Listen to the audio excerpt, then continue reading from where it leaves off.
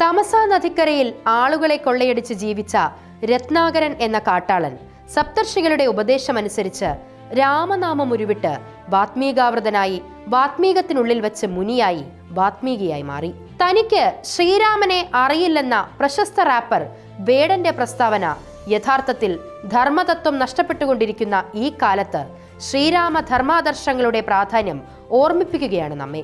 രാമന്റെ മാതൃക സാധാരണക്കാർക്ക് അനുകരിക്കാൻ എളുപ്പമല്ലായിരിക്കാം.